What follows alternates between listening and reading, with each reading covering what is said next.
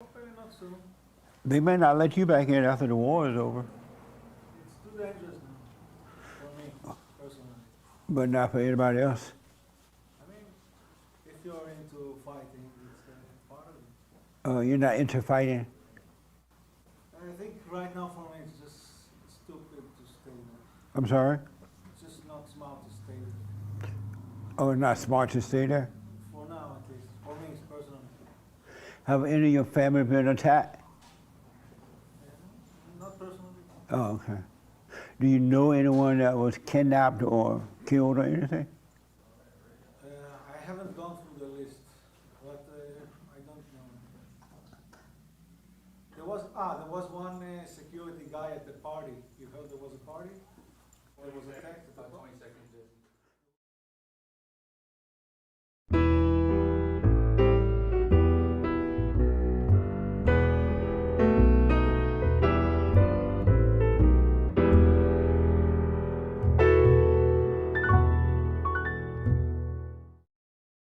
Kidnapped or killed.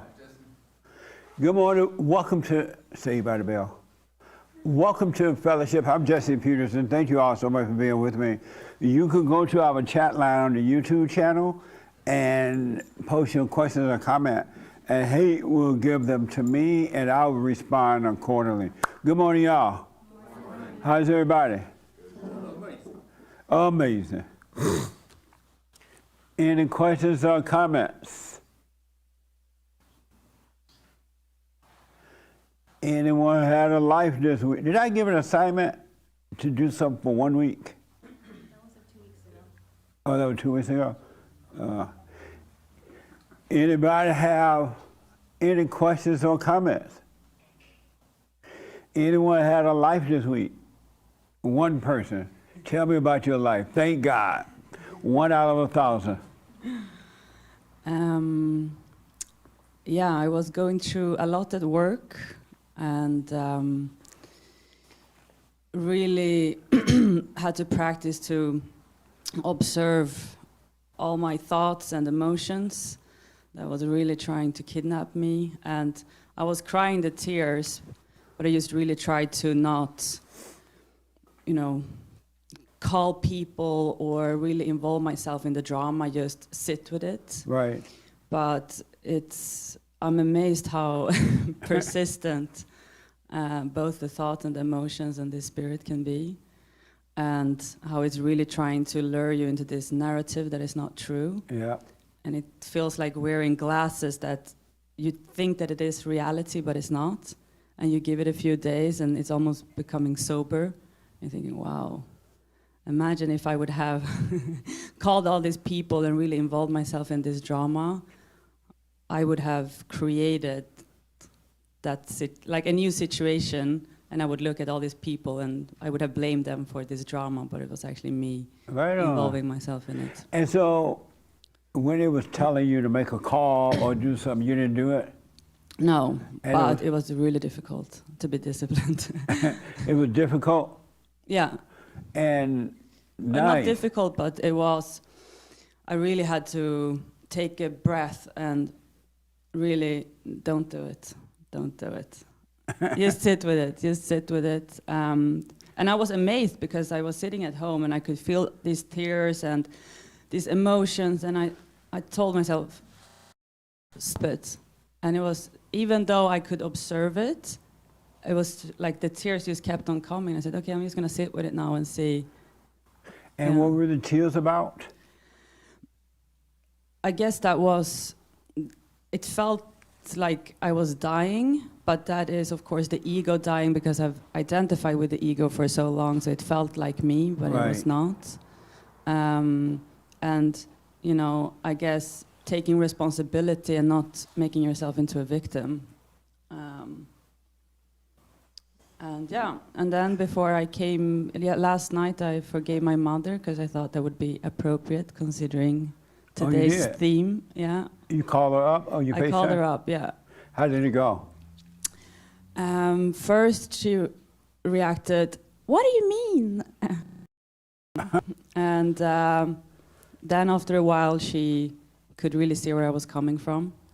And we had a great conversation about it. But yeah, I mean, she could really understand it because she's a priest, so she. A priest? She's a. A priest? Yeah. Does the Pope know about that? That's a good question. Yeah. Wow. Yeah. Has she always been a priest? Like being raised by a priest woman? Well, when I went with her, like I was in church a lot, but I was at her work and not in church because she never wanted to force her religion upon us, that Right. we need to explore our, yeah. But I've heard a lot Wow. about it and always took away from it, and this is the first time I've really been exploring Christianity in a new way. And really believe also in, yeah, like the forgiveness and, yeah, it's a new path, which is really happy about it. And so is your mother married to your father? No, she's married to a new priest now. Oh, so was your father married to your mother when she was a priest? Yeah. And was he a priestess? No, my father is an atheist. Oh, nice. Yeah. Yeah. Oh, amazing. A mess. And so isn't it interesting that the thought was so heavy on you, it had you crying? Yeah. Yeah. Did you ever know anything about that before you start to pay attention to yourself, to know that stuff? Did you know all that was going on inside of you? And that's what I came back to when I was reflecting over it the other day was, wow, that still exists inside of me, because I needed to have a conversation with a few people, and I felt so calm before, but during the conversation, I just felt something else was really trying to own me. Yeah. And it was, even though I could observe what was happening, my emotion was just, no, we need to defend, we need to justify, Yeah. we need to make yourself into a victim, it's not you. And it's just such a powerful force. And I've been practicing the silent prayer every morning, every night, and still when you're in certain situations, it's just this other spirit that just, yeah. What a mess, huh? Yeah, but I feel a lot of clarity, and it's really beautiful to feel and see the light if you can just sit through it. Yeah. And it's gonna be tough at moments, but yeah. That's amazing. Yeah, growing a little bit taller every day. Well, stay with it. It will become fun to you. If you stay with it, stay with it, stay with it. I remember when I first forgave and woke up, and I started becoming aware of the ego thing, it was like, I ain't going through this. And it would tell me to give up, you might want to give up, and I would feel like crying because I feel like it's just not gonna work, but something would not let me give up. So it will get lighter and lighter and lighter until it will get to a point that's all you want to do is just work on yourself. There's no turning back. Yeah. And I mean, I felt like even though I was going through this like illusion of pain, I still had fun with it, because I think when you can observe it, and I could feel that, you know, I'm feeling it, or something inside of me is feeling it, right? But it's not me. Right. So I could really enjoy the process, even though there was this illusion of pain and suffering in it, because I could be amazed over, wow, this is, because I also could recognize that it was not me. Right. But yeah, and then it's something inside of me that is feeling this or going through this, and I could observe that. That's amazing. But yeah, it's fun to grow. Stay with it, stay with it. Do you have a boyfriend? No. A husband? No. Oh, so you don't have to deal with any of that at this time? No. Oh, okay. Yeah, which is good, because I had a partner for over 5-6 years. You had a partner? Yeah, or boyfriend. Another woman? No, a boyfriend. Yeah. Oh, a boyfriend. Yeah. Why you call a boyfriend a partner? A boyfriend, not a partner. It's a boyfriend. A boyfriend then. Yeah. And I think what the?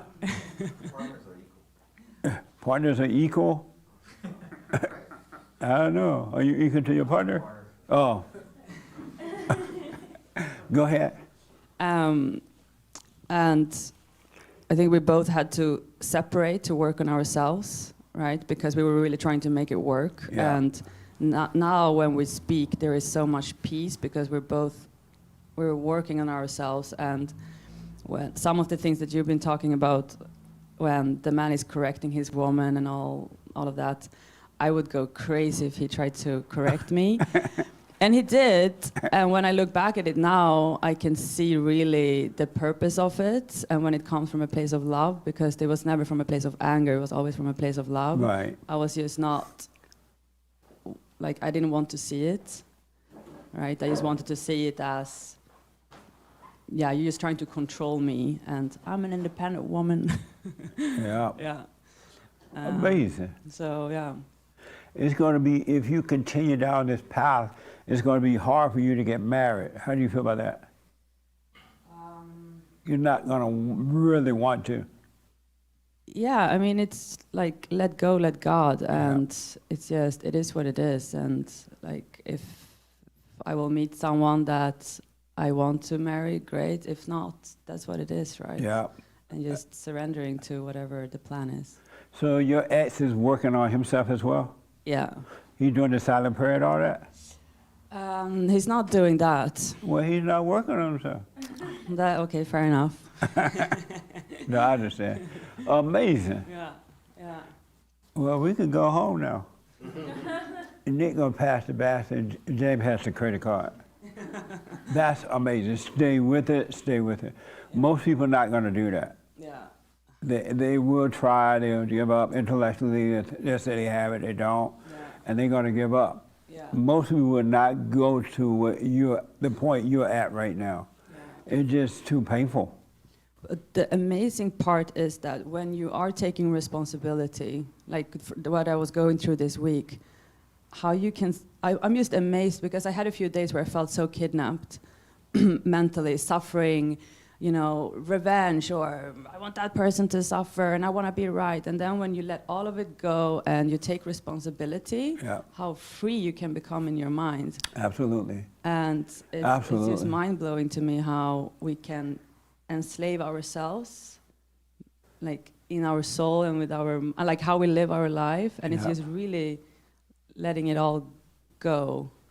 And then things are just coming together. And there was the resistance of me pointing the finger towards myself. Yeah. There's no one is to blame for us but us. As an adult, our parents are to blame because they were not right and they brought us into their hell. But as an adult, you can't blame one soul because you're responsible for your own world. And in all honesty, everything that's happening to you is happening to you inside. It is not happening to you outside. Now, I know there are people outside who try to hurt you and whatever, right? But they can't touch you if you understand it only comes from you in your world. Yeah. And you will get to that point to just know that for sure because the light will allow you to see it. And it's going to be impossible for the world to touch you. Yeah. And human beings are, you're going to see people differently too. They're like, I don't want to use the word that come into my mind, because you can't use it in the pulpit. But let's say Joey and I was talking, and both of us using all our bad language, like that. Now I'm playing. But human beings are just human beings. Yeah. And you're looking at them, and it's like, you're just looking at another person with no meaning. But before in that fallen state, you would look at people and you'll be all concerned what they're thinking, how they feeling, and what they have to offer you, and what can they take away from you. All those things disappear. They literally disappear because you live in your own world now, in your universe, in your world. Yeah. That's amazing. I didn't know it could be that way.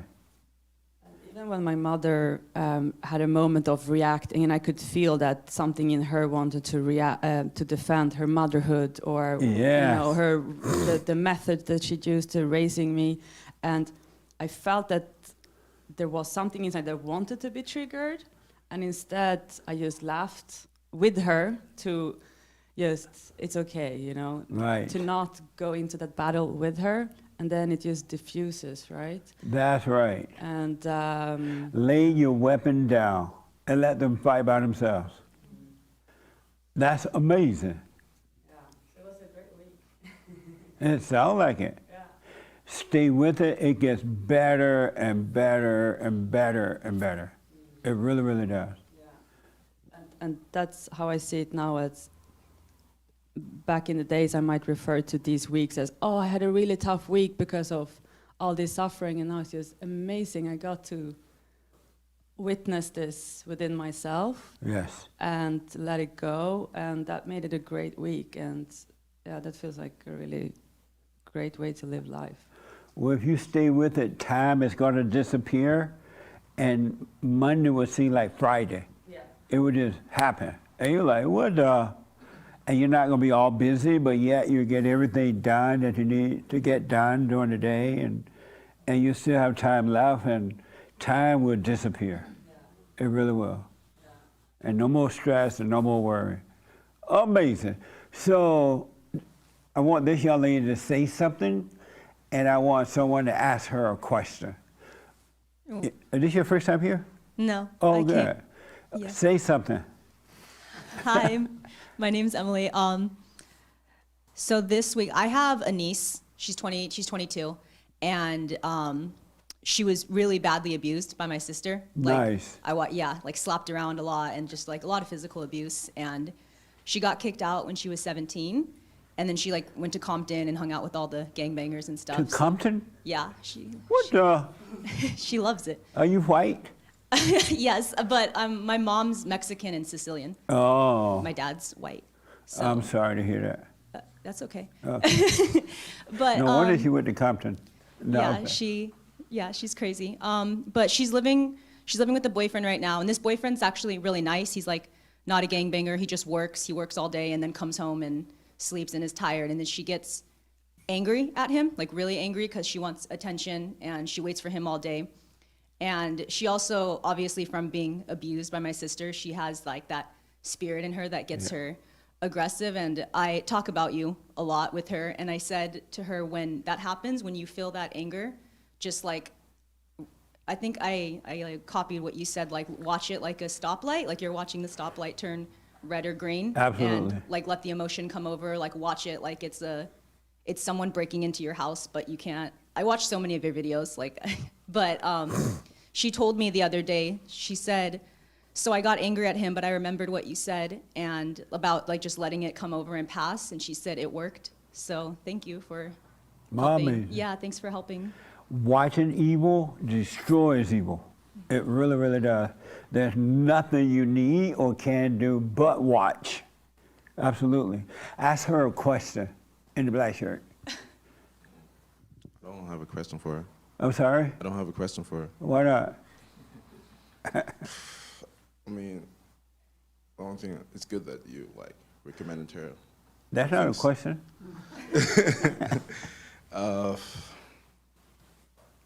How do you feel? How do I feel? Yeah.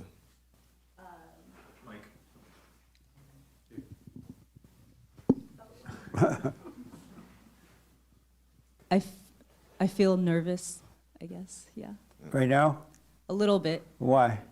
Public speaking just kind of, I don't know, it gives me, I'm trying to like overcome that too. It's just a little nerve wracking, but that's how I feel. Nice. See, that was a good question. What, Oh yeah, and I forgave my mom. I forgave my mom last month. It's been a while since I've been here, but and how did it go? it was interesting. So it was Friday the 13th, and That's a good time to Yeah, forgive the right? witch. yeah, definitely.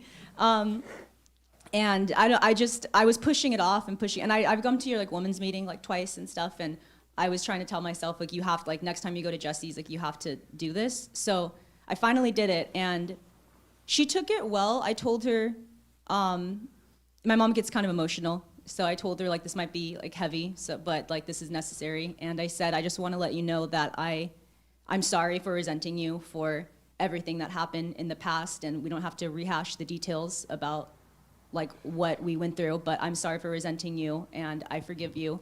And she told me that she knew that I resented her. Yeah. And Yeah. because of what my dad, like she said, my dad brainwashed me or what have you. Yeah.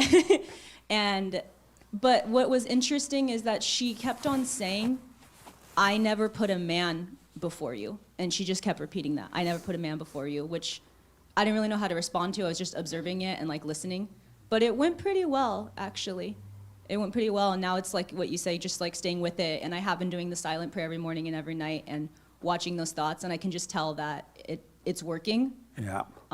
Absolutely. Yeah. And so you heard the young lady talking about the valley of the shadow of death she's going through. Yeah. You will get to that point, and all you do is watch yourself go through hell. And it's not you, it's just gonna feel like you, but it's not you going through hell, and on the other side is heaven. Yeah. But you gotta go through hell to get there. So it will get rough, only if you think that is you. If not, it's not gonna be that bad. All right? All right. But stay with it. I Any will. question? Can I raise my hand if I have a question? I can't, Yes, nothing comes to mind absolutely. right now, but thank you. Say something, and this young lady has a question.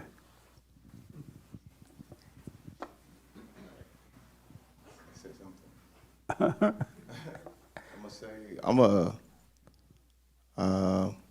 I guess I'll say that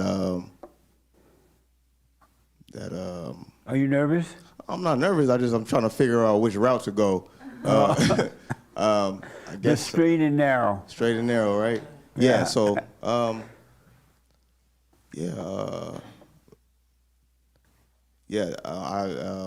been listening to what the two young ladies have said, and I resonate with it a lot, and feels good to see other people growing in Christ. So, that's it. What part do you resonate with? Nice question. She put you to shame. No, I'm playing. Go ahead. I would say the part I resonate with is just like when you're like overcoming, like the pain, and just trying to like make your way out of it. You know, just the hell that you're going through.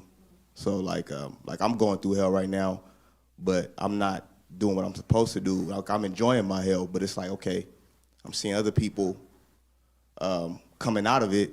It's like, okay, like it's possible for me to be able to do the same thing. Yeah. So it's like if I stay on that straight and narrow route, then I know that I can get out of it. Nice.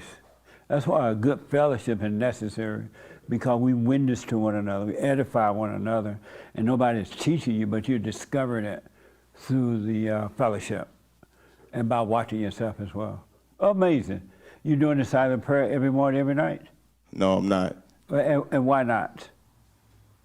I mean, I could give you an excuse, but it's not really an excuse. How are you expecting to defeat the spirit of evil if you don't have the spirit of life fighting on your behalf? How do you expect to come out on the other side? I don't have any expectations because I know that I can't if I don't do that. So knowing that, why don't you do it then? I'm just lazy. Just not. I don't know. I mean, I guess I'm still in that phase where like I'm kind of enjoying a little bit of my hell. Oh, you love your hell? I mean, yeah, a little bit. Like I had like sometimes. I thought you were saying you enjoy it because you see that you're coming through it. But you're saying you're enjoying it because you love it. You love being in it. No, both, because like at times when I see that I'm coming out of it, I guess I listen to the thoughts, listen to Satan, and then he'll tell me otherwise, like, no, go back to, to the negative thoughts, and then I won't fight it, and I'll accept it. So it's like a back and forth thing, really. Start doing the silent prayer so it won't be a back and forth thing. Yeah, yes. You have the light to guide you. All right? Yes, sir. One more. The young lady in the back, say something, and then I'm going to point someone to ask you a question. What's wrong with you? Nothing. I'm thinking about what to say. Oh, no, you were looking like you were in your head a few minutes ago. I probably was. Uh, So, okay, you know how sometimes you say, like the people that are angry and you see it like it's better than the people that pretend they're all like nice and all that. Yeah. So should you just be angry? I mean, like, I know you shouldn't be angry, but like my sister and I, we kind of sometimes bump heads, and I feel like I'm the one that just pretends I'm nice, you know, and she's just like, you see what you see. And like I've talked to her about, you know, and I apologized to, you know, like being angry with her and stuff when we were growing up.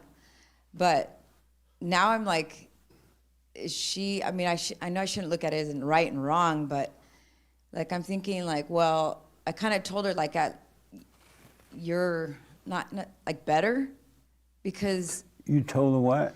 like in a way she is what she is, and she's just shows it. So is that better than, I don't know, pretending, or, you know what I mean? Or no? You say you told her that? Well, I kind of told her like, you know, at least you're not pretending. Where You I feel kind like of told her, or you told her that? I did tell her that. And you told her she were not pretending what? Like to go along, just be nice, And that's what you were doing? sometimes with her, yes, because I don't want to like argue and stuff. So I just go along.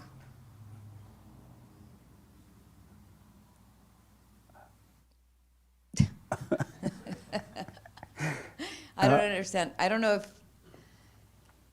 I'm explaining myself right. Okay. Ask her a question. The lady in black, yeah. I had a feeling you were going to ask me. I was trying to think of something. Is this your first time here? It is. Oh, it is? Yeah. Oh, right time there. Good morning. Good What's your morning. first name? Samantha. Welcome, Samantha. Thank you. I'm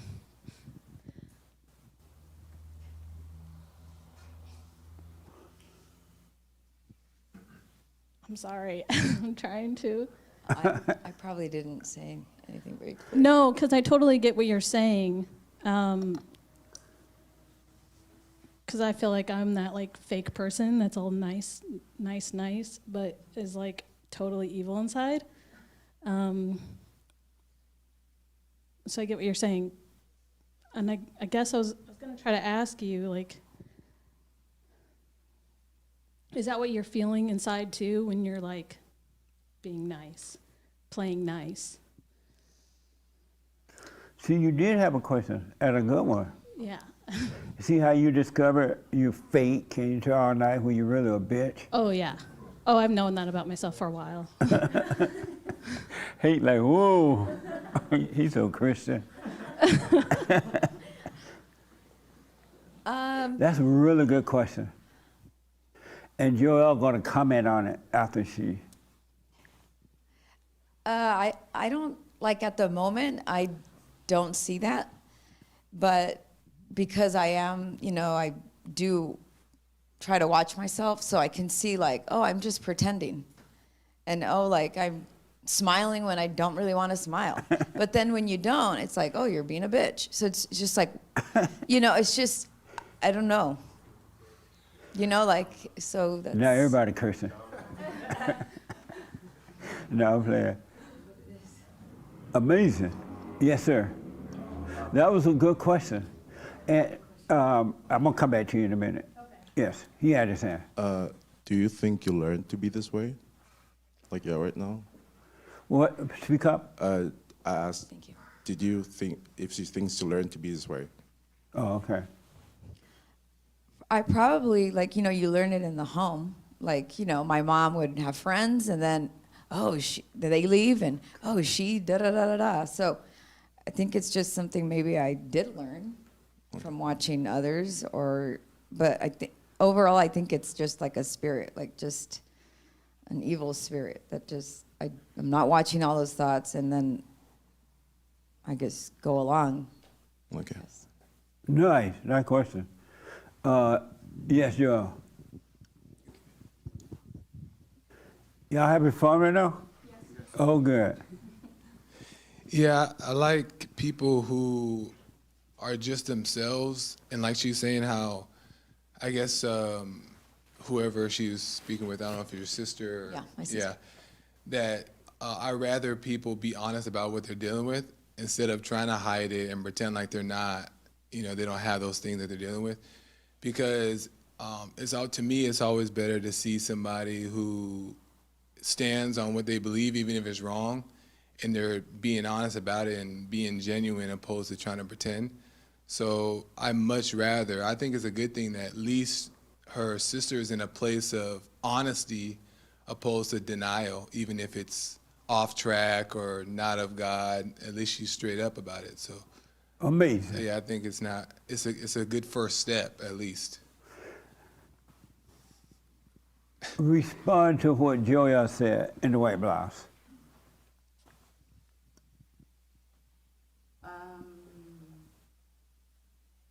Well, I agree with what Joel said. What did he say that you agree with? Well, the part I agree with is when he said that he thinks he believes it's better to interact with people who are authentic.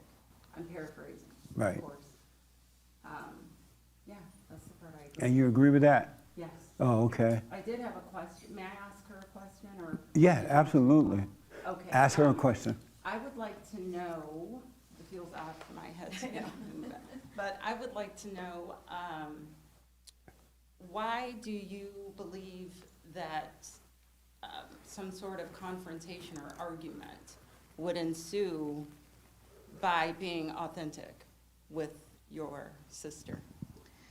Well, we've had a lot of confrontations. So I feel like I've had many of those with her that I'm just like, we just are different, and I don't know, like when I forgave her, I kind of just, I realized like I was put in this position where I had to be her mom for a while. And so I just kind of was like, that's not my role anymore. Yeah. And it never was my role. So, but she's grateful for that. But at the same time, it's like, I don't know if I can come out of that. But like, I'm always trying to be an example, but it's like, I'm not, So, I don't know, it's just Yes, sir. Do you have like an outlet to let out your anger?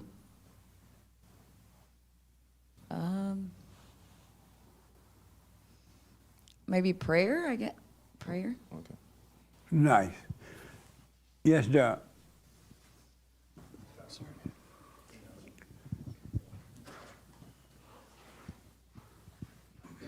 You have I'd a like to question know- or comment? A question. Okay. I'd Ask like- her a question. Okay. I'd like to know if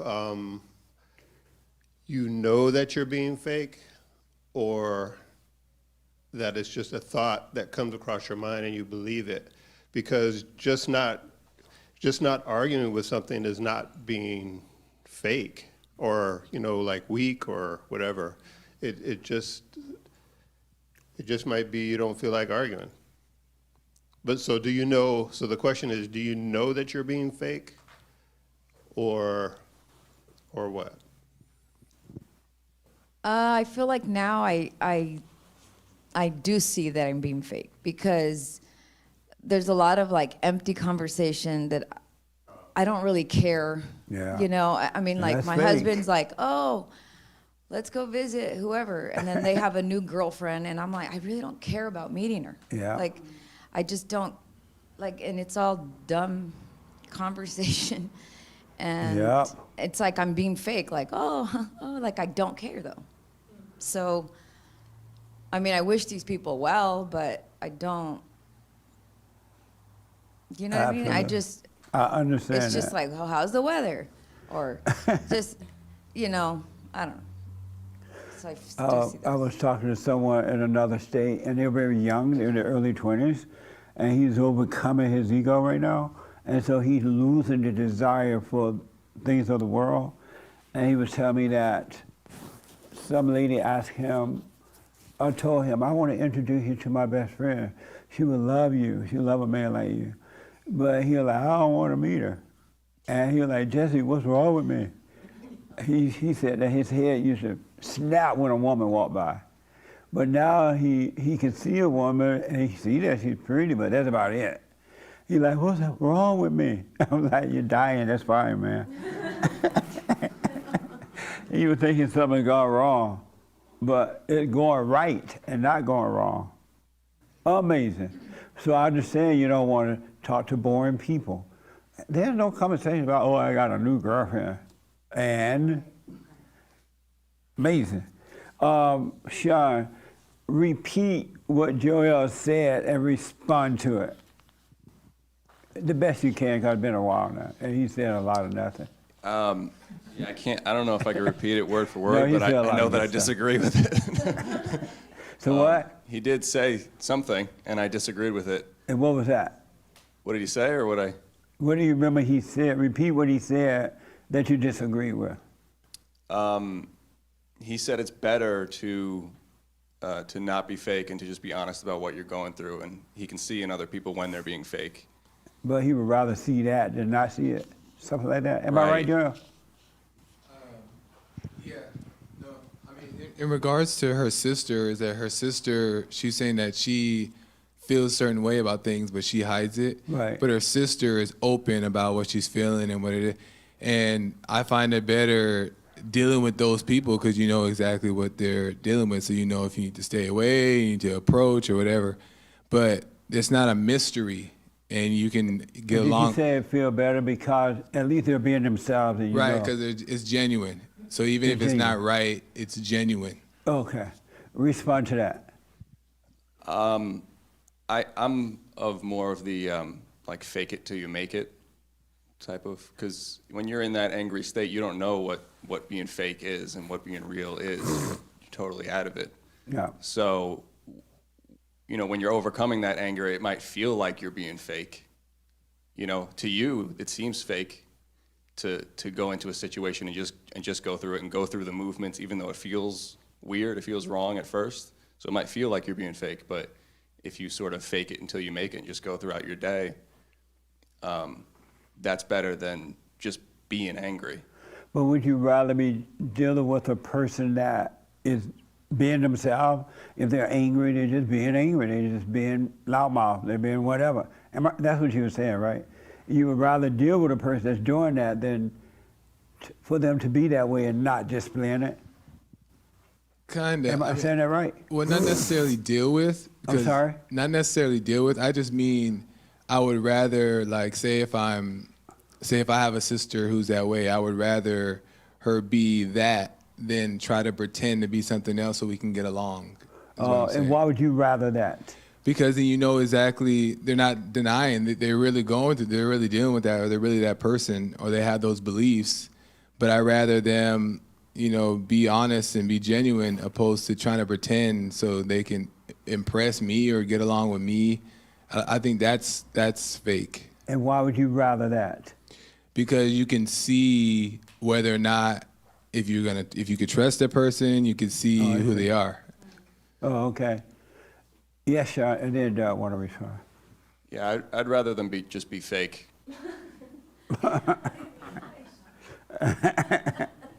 Yes, and then here. I'd rather them be exactly who they are, and maybe not always, but you can, for the most part, I can see an angry person or a fake one, even if they think they're the best actor in the world. And why would you rather them be it? That's a good question. Why would I rather them be that? You disagree with Joel. Yeah, I disagree. Why would you? And now you change your mind. Heck yeah, I disagree with it. I would rather them be that way just because that's the way I think they're supposed to. That's the way they're going to do it. At least she. So in this. What did you say? I missed, you mumbled the last few things. If you can, you can hear. So what did you say? You said that you'd rather be that way because if they don't say they're fake. I would rather them be that way because that's who they are at that moment, right? Oh, okay. And in her situation, at least you are working on yourself. Your sister's just, she's not, it doesn't sound like she's working on herself, but at least you are working on yourself, and that's kind of why I disagree with Joel too, because in this situation, at least one person is working on themselves. Okay. Oh, right here. Yeah, I'm inclined to disagree with what Sean said. However, I could be missing something, Okay. and I'm open to. No, don't apologize. you Let's do it. I consider myself to be authentic, but, you know, by and large. There have been moments, though, where I've been phony for, you know, career reasons, you know, in-laws, whatever. And in each of those instances, I've left that scenario feeling awful. Like, in me, to be phony to me is almost, it's repulsive to me. I would rather just be who I am, make enemies. Either you love me or you hate me, and that's fine. But at least I'm being true to myself and able to, you know, sleep at night, so to speak. So am I missing something? What's authentic about you? I'm very straightforward. You know, if someone asks me, we'll go with do I look fat in this dress? I would say. Are you what now? Do I look fat in Oh, this okay. dress? A typical little thing. I would say it isn't my favorite on you. I think it isn't the most flattering. I wouldn't go with that style. So yes. That's authentic about you. Yeah. Okay. That's just an example. Right. But I'm just Yeah. very straightforward. What you see is what you get. And either people like it or they hate it. I mean, Okay. there's no in between. But what am I missing? Well, first Doug want to have an input, Sean, and then this young man. Okay. Amazing. Don't be touched. You had your hand up? Yeah, Okay, go ahead. I wanted to say two things. One, I don't think that we even know who we are to be authentic. I think we're just who we are, and we think we have an idea of who we are, but that's not really the true us. And the second, I think this young lady with the sister, the mean sister, I think you're in the best position you could be in, because at least if you are being fake, and you said you were, at least you see that, and you can overcome that because you see it. Yes, Nick. Can I ask her a question? Yeah, you had your hand, right? Yeah. Okay, yes. Who are you asking the question to? The person with the sister. Okay. I forget your name, I'm sorry. Don't worry about the name. Sorry, what's What's your her name? Hey, in the back, what's your name? Oh, Alessia don't like that. I try and phase her. He want her name. I try, but she's unfazed. You look like one of my aunts that was married, and she and her husband were having a fight once. And he was a big guy. She picked him up and threw him across the coffee table and broke the coffee table in half. Glass went everywhere. This coffee table was a wood table. Everybody went, what? I don't think he ever fought with her again. So I'm staying away from you. Don't come near me. I've been traumatized by my aunt. No, go ahead, Nick. Sorry. So you said that you believe you're being phony and fake in those conversations. Speak up, Nick. You believe you're being phony, fake in those conversations? Okay. And you said you believe, like, the anger's evil, the thoughts are all that. So there's a phoniness in her as well? Oh. And your sister? I think she's just angry and she doesn't realize, like, that's not her. Right, Yeah. so you believe that that's not her. Right, So there's a phoniness in that. right. So then you're just two phony people? Now that you're saying it, yeah, probably. I mean, I know that So there's really no she difference. doesn't want to be like that. I mean, I don't know, maybe she does want to be like that, but So it's really no difference. You're thinking, so decided in your head she's being more honest, but really it's two dishonest people. Good point. Good point. I mean, I knew she's not being honest because she's mad. Like, you can't tell her anything because she just gets upset, you know? So that's why I don't go there anymore. And I honestly, this is why I don't really hang out with her very much either. Right. But, you know, she does come around once in a while, and, you know, I just noticed that about myself. But good point, Nick. Yeah. Nice. He had his hand? Yes, sir. I wanted to ask her a question Okay. about a sister. Speak up from the chest.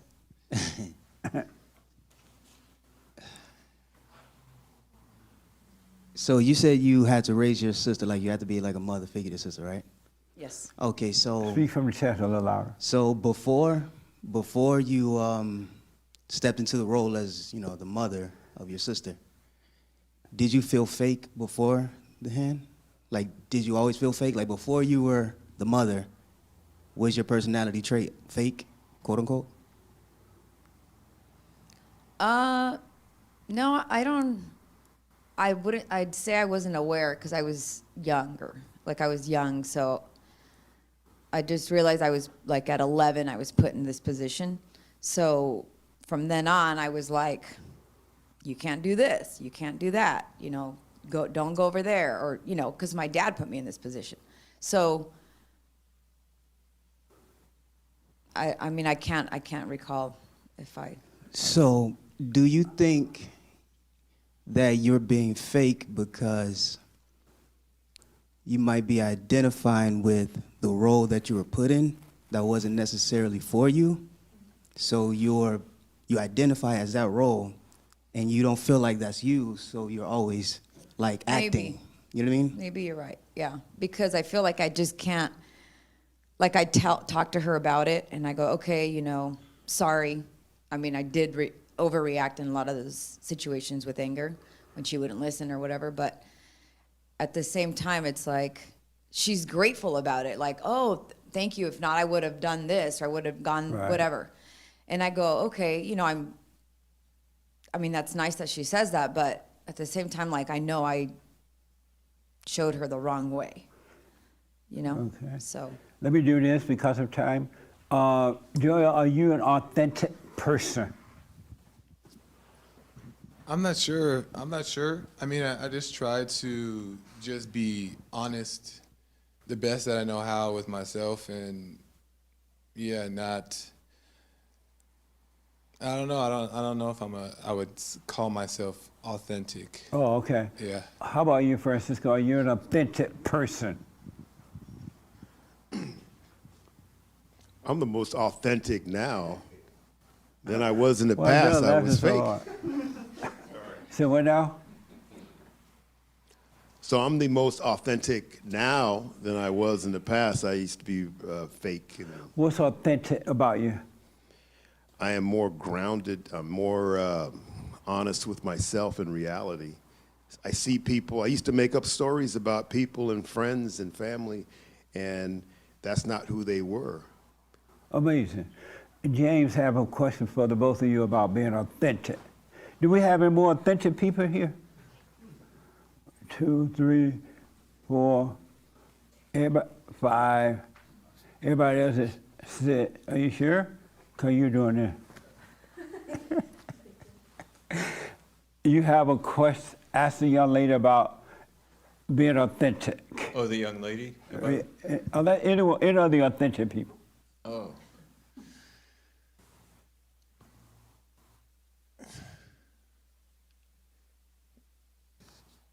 Do you ever catch yourself being fake? Who you asking? I don't know. I wasn't looking up.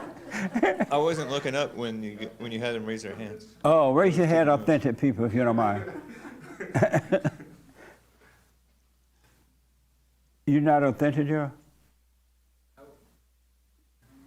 mean, I get why they say it. Like, I understand. And that Joe had the mic there?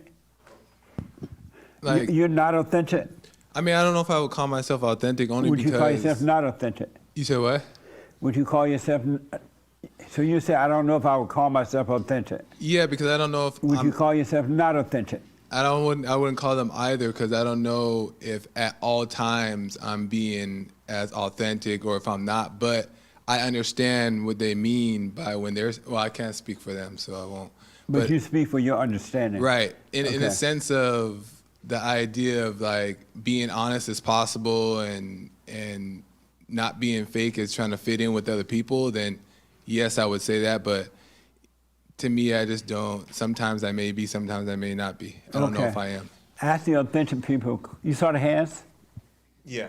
Ask one authentic person a question. Well, I still like my question. What's your question? Do you ever catch yourself being fake? Oh. You want to retry?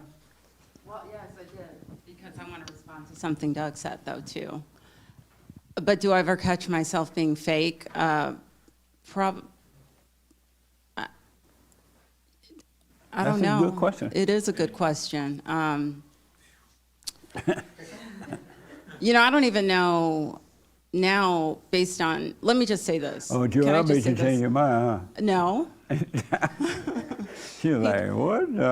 I mean, given the choice between being authentic or fake, and we're just regular people, not being all deep and awake,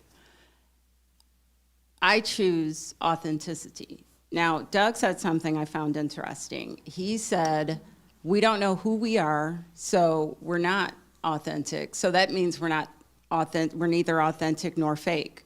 So we're nothing. When it boils, at the crux of it all, we're nothing. And that's what this work is all about, getting to the place where we are nothing. But right now, many of us are still overcoming. So speaking for myself, I still say I'm genuine and authentic where I am right now. Okay. So you know what I'm saying? Now, that authenticity, it's going to look different as I grow and continue on this journey. Okay. Amazing. Let me, because of, Joel, why you at your hand? No, go ahead. Is it about that? Yeah, but you go. I go. Real fast, because of time now. Well, in what she says, as far as in the present moment, I think that we just do our best to be as authentic as we can. So I think that is authentic, though, is that in the moment, even if you're wrong, and you end up realizing you're wrong, in that moment you believe that. So you're being as authentic as you can in that moment. So And I so think are you an authentic person? I believe I'm as authentic as I can be. Oh, okay. So let me talk to the benches. So let me tell you about the word bench. When I was growing up, benches meant a wet dog. And so when females would be arguing, they would say, look at that bitch. And they would call the female a wet dog because she was mad. I never knew bitch has been a curse word until I started doing a radio show, and Hate would have a fit. Every time he heard that word, he was like, oh, don't say that. I'm like, why not? He's like, that's a curse word. Right, Hate? Yeah, true. And I did not know it was a curse word. Because when I was growing up, kids said it, the older people said it, your daddy, your mama said it, but it was always referred to an angry woman because when dogs are wet, they overreact. That make sense? Yeah. Oh, okay. So when I use the word bitch, that's what I mean. Let me talk to this bitch.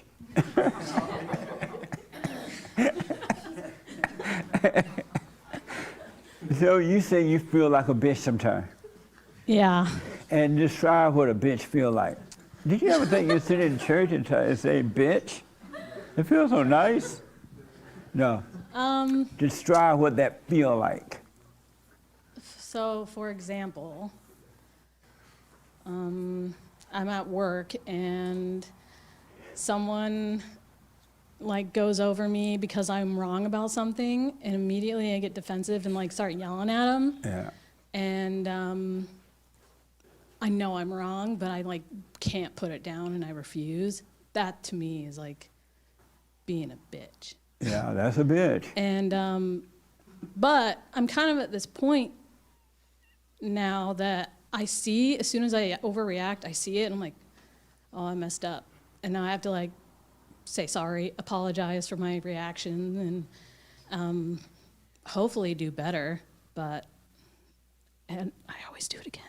I'm sorry? I always do it again. Yeah. And I always have to apologize over and over until maybe one day I'll grasp not overreacting. I don't know. And why do you keep doing it over again, even though you don't want to? It's like I can't see it when it's happening. I see it when it's happened and it's Yeah. over. I'm hoping I can see it in the moment and not overreact eventually. Yeah. I'm just not there yet. And why can't you see it? I think it's the anger really just can't pull out of it because Yeah. I'm in it. How did you find us? A friend of mine told me about you, and like 3 years ago, and I've kind of just been listening. Oh, okay. For a while. Have you gone and forgiven your mother? I did. And how'd that go? Well, a couple of years ago, I told her, like, I'm going to have to forgive you one day. And for some reason, I wasn't ready for it. And she's like, be gentle on me. And I'm like, it's not about you. And then eventually, maybe a year ago, I told her I forgive her. And I'm sorry for resenting her. I forgive her for, like, putting all her emotions on us. Yeah. Literally, all of us are emotional kids because of that. Yeah. I don't blame her for it. It's just what happened. But yeah, and we're good now. But the biblical question is, who or what gave you the impression you have of your mother and or grandmother? my mother did, and I kind of always saw her for what she was. Even as a teenager, I would like always fight back with her because she was just so up in my business all the time. But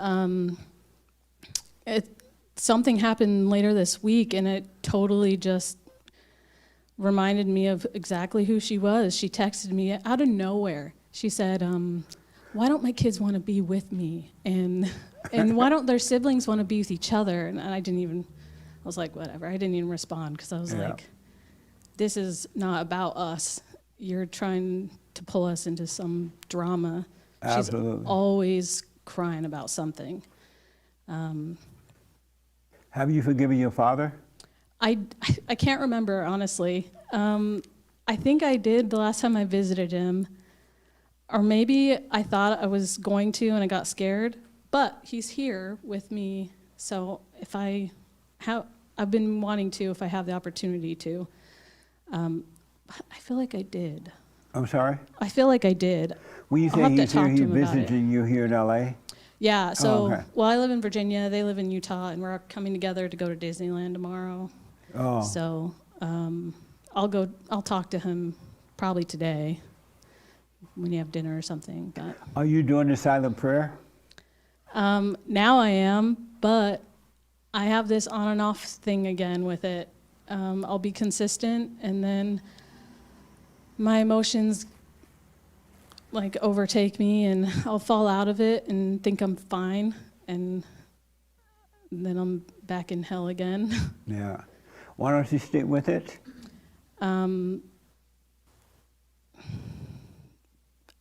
Probably because I think that I can't do it. You can't do the prayer, or you can't do what? I can't stick with it. Like, I don't have like discipline to be consistent. So I just like give up. Oh, okay. Amazing. Yeah. So hopefully. The young lady, you feel like a bitch sometimes? I'm sorry? At times. She's a southern bitch. At times. Those are the kind that bring the water to you at 12 noon to the cotton field, and they poison you.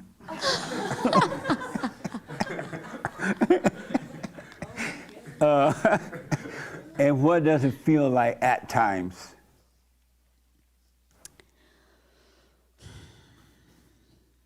It's different levels to it. Like, depending on the situation, I do. Like, when I disagree with people, or when I like do something I know they don't want me to do, and I'm like doing something I want to do, but it's not what they want me to do, then I kind of feel like, oh, well, you know, because usually my no is like a no. But then when you're feeling like a bitch, what describe the feeling? The feeling of it in the moment? Yes. It feels like, I feel like the Grinch. Like what? Like the Grinch. Like I just feel so just grumbled up and just just raggedy anger. Yeah. Just rigid, raggedy, like snobby anger. Yeah. Amazing. There are some man bitches too. Oh. Men that get angry, they have the same feeling. Men that gossip, the men that don't try to point you the right, they have the same feeling. They're bitches. What?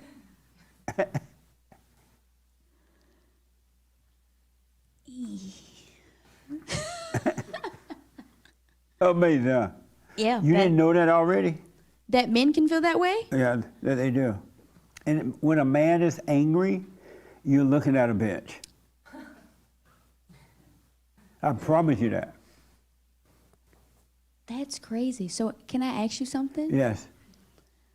And I've been this, you know, ever since we've had that last conversation, I've just really been, you know, reflecting and just taking a part of everything.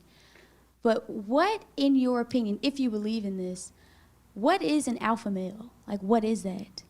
A non-bitch. A man that has no, a woman that has no anger, period. What? I thought it And was. you can't live a life with no anger. You thought it was what? I thought it was more so like if a woman is an alpha, she's more so in her element, so to speak. So what now? Like she's more so in her element. If she's an alpha, she's in her element. What's her element? Like the element of a gentle woman. That doesn't even exist. Oh. That's somebody mentioned that's a fake element. Yikes. She's trying to pull you in that element, and the bitch gonna come out. So it's just anyone without anger. Yes. Is that? Anyone. Because you're of the alpha male, which is God. Let me do this because of time, and there's one other thing I have to do. But the young lady, I'll take the two sisters. Let me go with, what's your name? No, nobody speak. What's your name? No. Sorry, Joel. Did you ever get the name? You went on Google? Do you ever feel like a bitch? I'm sorry? Yeah. And what does that feeling feel like? Just, she looks so innocent and nice, huh, Joe? I don't want your name now. Too late. Speak up I for can't me. help it. I'm sorry? I can't help it. Help I can't what? help myself feel that way. What does it feel like? Can you describe the feeling? Like I feel something come over me that I know is not me, but I can't help but react like that in the moment. Yeah. Amazing. And how about you? You feel like a bitch sometimes? No, I'll say no. You never feel that way? No. You never, ever, ever, ever, ever feel that way? Like no, no, I wouldn't be able to describe it. Oh, okay. Yeah, if anything, I'll just be more clueless. I won't even know what they're talking about.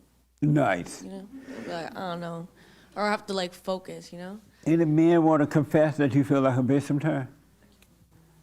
We ain't gonna laugh. See? And what does that feeling feel like? it feels like you're constipated and you need to let it out. No, the real feeling. Well, it's overcomes you, and you have like this one image in your head that you need to do it like this, and it takes over your body. And describe the feeling when it takes over. How does it feel? It feels like 1,000 ants giving you fire and biting your whole body to do something, and it's not in the moment. You're just gonna do it, and then realize later on when the ants disappeared. I'm calling them ants, but just imagine fire ants that give you tons of energy for this one thing that's bad. All angry men feel that way. Just like women. All of them. That's what anger is. So let me do this for 2 minutes. I need y'all to just be quiet and say nothing. And somebody let me know when 2 minutes is up. I know we're like on camera, so I may have to make a little noise. Ignore me. Because I have to be saying something right there. Or do I? Yeah. I need to be saying something? Yeah, otherwise it's going to get really hissy and loud. If no one says anything? Right. Oh, okay. So and let me know somebody when 2 minutes is, Nick will let me know when 2 minutes is up. So be quiet for 2 minutes.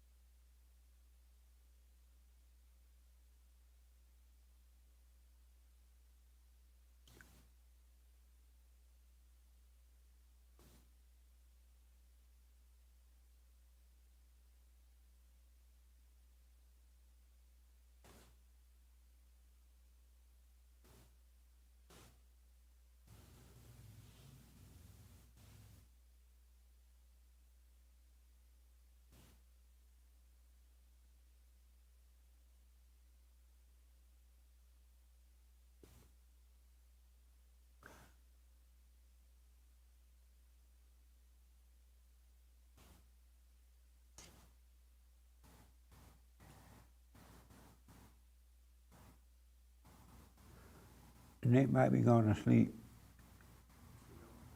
I'm sorry? I can't hear you? We still got 18 seconds. What? We still got 18 seconds. Oh, okay.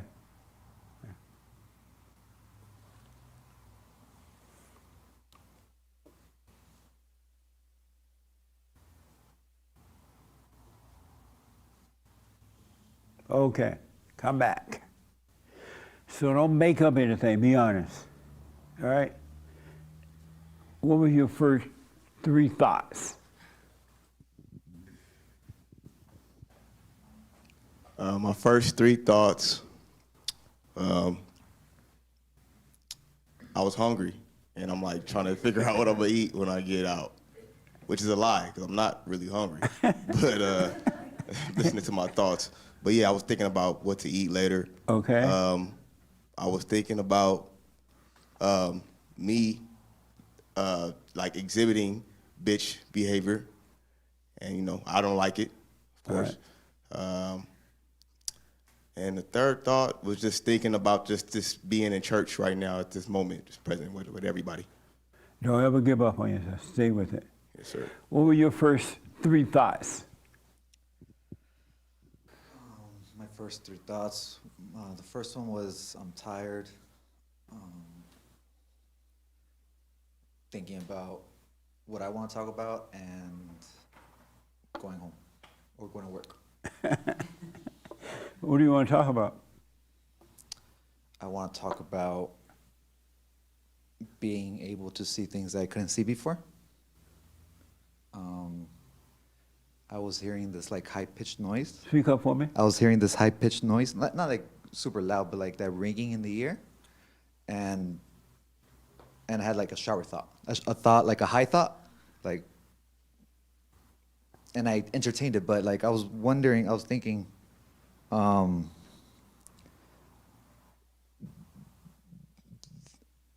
that came before a thought, this ringing, and I'm like, I never noticed that before. I don't know if I'll ever hear it again, but I was thinking that we're that it's a frequency, that everything, like I'm able to see frequencies now, and see things that didn't make sense before, and how like the world is constructed intelligently. Okay. Amazing. What were your first 3 thoughts? My first 3 thoughts was that 1 minute or 1.5? Yeah. And then it was, was I supposed to raise my hand or is someone else taking time? Nick was taking it. But somebody did raise their hand. Yeah. Definitely I thought Nick may be asleep. But go ahead. And then it was, that must be 2 minutes. Amazing. What were your first 3 thoughts, Raymond? My first thought is how I reacted during a household emergency I had earlier today. My second thought is how much of an evil person I am, and how much of a fake I am. And my third and final thought is how unimportant it is. Okay. What were yours? I do the silent prayer a lot, so I started to just do the silent prayer. So my first thought was, you're in the present, like you're here at Jesse's church. Like, my second thought was, you are safe and you are very loved by God, more than you realize. And then my third thought was, God is going to help you get out of this Jefferson situation. And Jefferson is this boy that I should not be messing around with. Why don't you just dump him? Dump him, I know.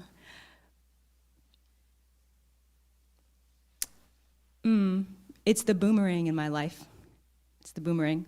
It comes back, and then dump them, block them, and then it comes back. And I noticed that they're always worse. Yeah. Yeah. Absolutely. What is it about you knowing this that you won't just stop it and take the pain of it? I do. The devil just keeps throwing it back at me, and I guess I guess I love my hell, and that's why I'm trying to do the silent prayer and forgive my mom and try to like speedy up the process. If that, yeah. So do you go back to him or he come back for you? More so, I always think about him, and I can tell that like I'm making him my God, and I don't want to have to be caring about him or like worried about him or any of those things. So it's kind of more of like overcoming the thoughts of making a man my God. And so do you go back to him? I would say he calls me more than I do. So you don't, once you break up, you don't call him? Oh, I haven't broken up with him. Oh, you just need to? I need to, yeah. Oh, I see. Oh, Yeah. okay. But we're not boyfriend or girlfriend. He's just a friend. Why can't you just break up with a friend? Oh, yeah, I can do that. And I can do that. But why have you then? Because I like him and I like spending time with him. So it's.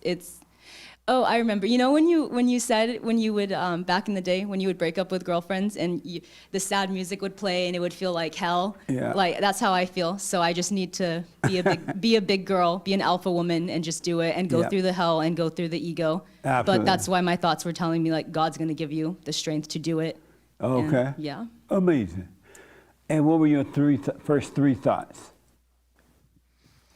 My first thought was to be present, and then my second thought was just to relax in my chair and watch my breathing, and then my third thought was like, oh, this is like a group silent prayer. Oh, okay. Let's go over your first three thoughts. What's that buzzing sound? What buzzing sound? Sounds like a light or something, like a light in the back. Oh, or something. oh, what's nice. What's that buzzing sound? LA can be awfully quiet sometimes, and it's awfully bright in here. Those three. What were your first three thoughts? I decided to do the silent prayer. So before I do the silent prayer, I ask myself, what are you thinking? And it turns out I'm not thinking anything. And then I tell myself to focus on my tinnitus or tinnitus because I lost my hearing. So I have this constant buzzing. And I just focused on that and did the silent prayer. Okay, right now? Yeah. Oh, okay. What were your first three thoughts? I was wondering what my daughter must be doing right now, and to watch the thoughts. And then I started thinking about mixed martial arts. She's ready to kick some butt. The young man in the green, what were your first, you haven't said anything today, what's your first three thoughts during that period? I thought about driving my car really fast. Driving your car? And what else? Maybe running into the future wife. Speak up for me. A future wife. Okay. And also playing like the music really loud. And then the third one? The music really loud. Oh, okay. Amazing. What were yours, Sean? I was thinking about like the audio that you mentioned beforehand and whether there was going to be a buzzing on the final recording of each thing or not. And I was thinking about a job I had a while ago before I came here. And it was on a show and there was music, so I spent the rest of the time humming one of those songs to myself. Amazing. What were your first three thoughts? My first thought was to be present, and then shortly after, I started analyzing his locks and just how cool they were. And then after that, I was just thinking like, dang, I have been around a lot of bitches. Like A lot of what? Like a lot of bitches. I've been around a lot of them. Yeah. And I've just never realized how many I've actually been around. Yeah. That is too funny. What were your first three thoughts? I remember two things I wanted to say. One was, I often cry when I do the silent prayer, and I always think about how I love my tears, basically, and I always catch myself like, this is like, you don't have to feel this way. And then my second thought I wanted to say, I remembered a question I wanted to ask you, and then I thought about breathing. Do you want another question? Yes. Okay. The question was... and speak up for me. Oh, okay. Oh, that's a lot louder. Yeah. I feel like a lot of pressure on not working on myself the way that, like, I guess the world thinks what working on yourself looks like. Right. What does that really mean, I guess? To work on yourself? To work on yourself. Like, I'll tell you that in a minute. Okay. That's a perfect question to lead into why I'm doing what I'm doing today. Cool. Nice. What were your first three thoughts? Well, my first thought was get up and go get snacks. You do what now? It was like, get up, go get snacks, now's your chance. I wanted to treat it like intermission. And my next thought was just get up, go to the bathroom. Literally just not sit down. Like, I just wanted to get up so bad. But I was like, and then I was like, oh, it's already almost over. I don't got time now. And that was it. Oh, and man. then it was over. What were your first three? Whether I should close my eyes or leave my eyes open. Well, And they then- should close your eyes or not, one. Yeah. And then I started thinking about my dog. Your dogs? My dog. Two. And then I had to remind myself to stop thinking so much and to just be present. Amazing. Joy, what were yours? The first one, I was like, I know what Jesse's doing here. So that was that one. Second one is, for whatever reason, thinking that why when you tell somebody to be quiet, they freeze up and they can't sniffle, they can't move their feet. So that was the second one. Third one was I feel kind of awkward not closing my eyes, but then is it awkward if I close my eyes? And those were my three. Nice. How about you, Doug? I know I'm not going to be able to get to everyone. I apologize. I'm trying to real fast. I'm looking at the clock. Yours. The first one was Jesse's going to make us do, or have us do the silent prayer. That was the first one. Okay. Second one, for some reason, I just started kind of singing in my head. Dun, dun, dun, dun, hey. I don't know where that came from. The third one was I noticed how people move a lot. I just kind of became aware of people we're being silent, but they're just fidgety, and so. Okay. How about you, Frankie? Just being still, just kind of watching people and. What were your first three thoughts? Watching time, watching people, and. Stay with me for a minute. So number one was, when you say watching time, what do you mean? Clock. You were looking at the clock? Yeah, in my mind. Why were you looking at the clock? Inside here. Oh, in your It's a head? thought. In your head? Yes. Oh, okay. And number two? Watching people, just looking and staring. And number three? Three was how long are we done yet? For 2 minutes, huh? And how about you, Annette?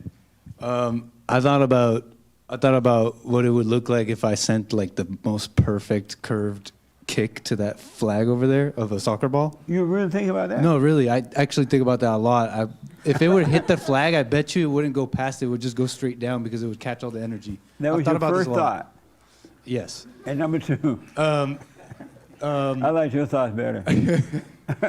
Number two is I told myself I'm going to close my eyes and I don't care.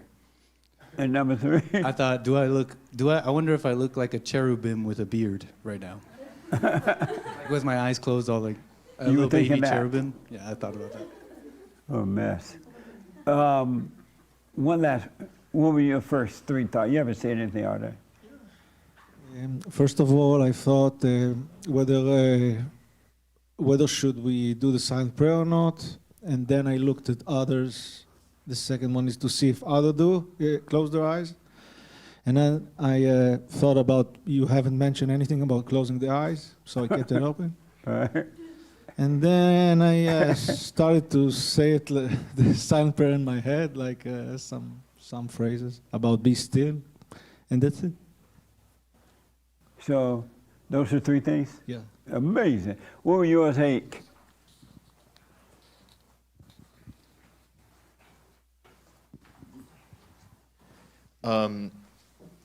What a relief it is sometimes on my show when it's just quiet. After I hang up with the call, I'm like, ah. And it reminded me of that. That's number one. And then I look down at my skin, and my skin looks like an old man's skin. And then, man, huh? and then I didn't notice. I wasn't aware of thinking this, but after somebody mentioned it, not feeling like I shouldn't move. You were thinking that you should not move? Yeah.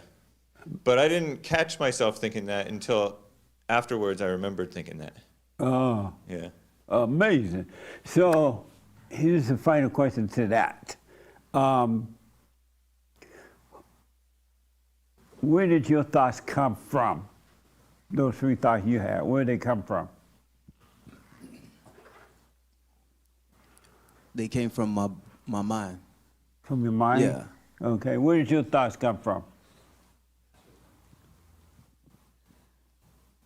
I'd have to say the same, my mind. Your mind? Were they your own? I'd say at least the first and the last one were. Were your own? Yes. And how did you create them? Well, kind of piggyback off she was saying, I've been doing the silent prayer too. So I've just, okay, just be present, don't overdo it. And then after that, I was just like, dang. Then I start to think, like, dang, I have been around a lot of people that overreact, and I as well overreact a lot. Then I'm like, oh my gosh, am I like in danger? Like, am I just ridden off to hell? Like, is this ever going to change? Amazing. And what was your question for me? I asked, what does it look like? What does it mean to really work on yourself? Oh, okay. To work on yourself is simply from within, watch the thoughts. No more or no less. And every one of you had thoughts in here today, and you came up with an idea about those thoughts, the definition, it was all lies. You're none of those things. They were none of your thoughts. It was just a thought that came, and if you can practice watching those thoughts, they would just come and go. And they would have no meaning, they would do nothing, you won't feel anything or anything. It would just be thoughts coming and going. And the more you watch them, the weaker they get, to the point that Satan have to depart from you. It's just a thought. And this thing about you being a bitch, or you being, what was that thing you are? You enjoy Authentic. What is it? Authentic. Authentic? You're not authentic? You're neither authentic or non-authentic. You're neither a bitch or not a bitch. You're neither good or evil. You're never angry. You're not angry or not or angry. You're none of those things. All those things come from a thought. And a thought is just a thought until you add to it. Until you say, oh, but I'm angry because. Or I'm a bitch because. Or I'm lonely because. I need to break up with this so-called friend because. It's just a thought. And if you never had the thought, you will always do what you need to do. And there's no thinking. I promise you there's no thinking. It's just a thought, and you're not watching them all day to see where do you think coming from. You're believing them because and when you can test this. Sometime at home, sit at home in the room by yourself 4 or 5 minutes with nothing on, making no phone calls, just watching these thoughts come and go. And you will start to see, because the light is allowing you to see the thoughts, and you will start to see that ain't no way I'm thinking all this. Ain't no way I'm feeling this. Even the thing about, I gotta sit and meditate, I gotta be this, those are just plain old thoughts too. That is Satan reminding you about what you've heard, the intellect. And so he created those things into a thought. They are only practical thoughts about what kind of car you drive, what kind of gas you want, or going to eat for dinner. Other than that, there's no need to be thinking. You want a no-thinking life. When you leave this meeting, you don't want to be thinking about what's said. It would be you want to understand it, of course, but you don't want to go and think about what we talked about here because you're going to quote it, because it's stuck in the intellect, and you're going to quote it to somebody, to yourself first, and then to someone else, and you're going to feel holy. It's just a thought. It's not, there is, just think about it. Well, don't think, I'm scared to tell you, I was thinking now. There's a conscious thinking. Just think about this. There is no you, so if there's no you, how can you be all these things you said just now? There literally is no you. It's all an illusion. And they come from thoughts. If you got drunk last night, you're not a drunk. But the devil tell you, oh, you got drunk because you're a drunk. Or you did this or you're that. You're none of these things at all. And it's not going to become real clear to you until you start catching these thoughts and know that they're not you. Because once you see them, you're going to realize at the same time they're not you. And that's what it means to be working on yourself. To simply look at the not you. And that's the thoughts. And the feeling, because the feeling confirms the thoughts, You can't have the feeling unless you have the thoughts, right? And once you become more aware of those thoughts, the feeling won't exist either. It'll disappear.